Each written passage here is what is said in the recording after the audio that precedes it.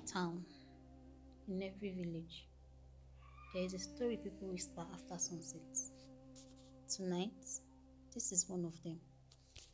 Gather closer and listen carefully. Nobody knew who planted the tree. Not the landlord, not the tenants, not even the neighbors. One rainy morning, a tiny green shoot appeared through a crack beside the compound wall. It's probably from next door, someone said. Nobody bothered to pull it out.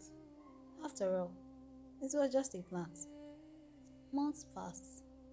The little shoot became a sapling. The sapling became a tree, a beautiful one. Its leaves stayed green all year. Its branches spread like an umbrella over the compound. Children played underneath it. Women escaped the afternoon sun under its shade. Even the visitors admired it. You people are lucky, oh, they would say. What a lovely tree.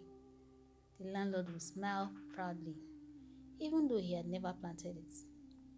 Then strange things began to happen. No bird ever landed on his branches. No goats touched his leaves. The compound dog walked around it instead of beneath it. Everyone noticed. No one spoke about it. Then one evening, little Kelechi came running into the compound crying, "Mommy, the tree called my name." His mother laughed. Trees don't talk. But it knew my name. She scolded him for telling lies. That night, Kelechi disappeared. The police searched everywhere. The neighbors searched.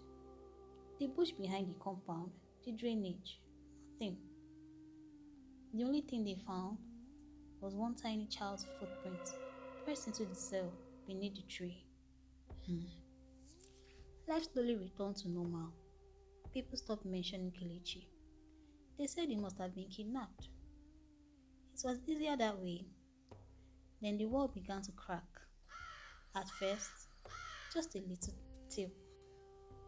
Then another. Within weeks, the fence leaned slightly towards the tree. The landlord hired a mason. The mason shook his head. The roots are everywhere. He refused to continue the repairs. That evening, an old woman selling roasted corn stopped outside the compound. She stared at the tree for a long time. Then she asked quietly, "Who pays rent for this tree?" Everyone laughed. "It's a tree, Mama." She didn't laugh back. "My father warned me about trees like this. They don't ask for rent, they collect it." The compound fell silent. "What do they collect?" The old woman looked at the children playing nearby. Then she whispered, "Whatever you love most." That same night, the landlord's only daughter vanished.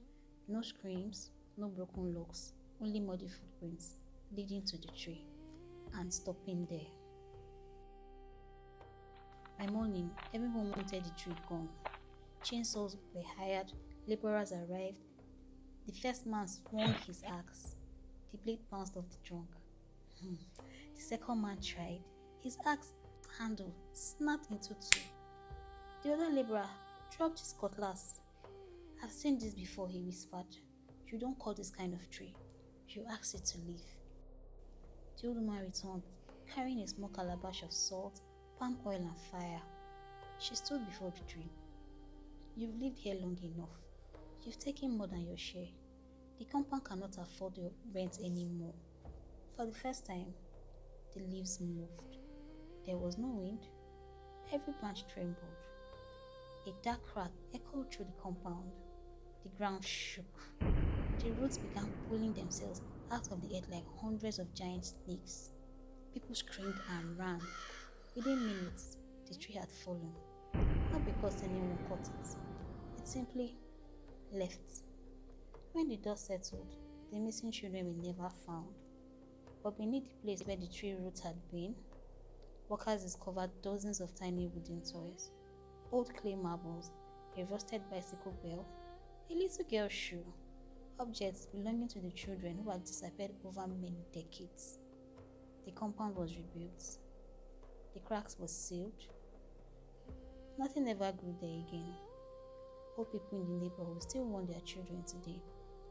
If you ever see a tree growing where nobody planted it, pull it out while it's small. Some tenants never intend to pay rent. Whether this story is true, only those who have seen it can tell.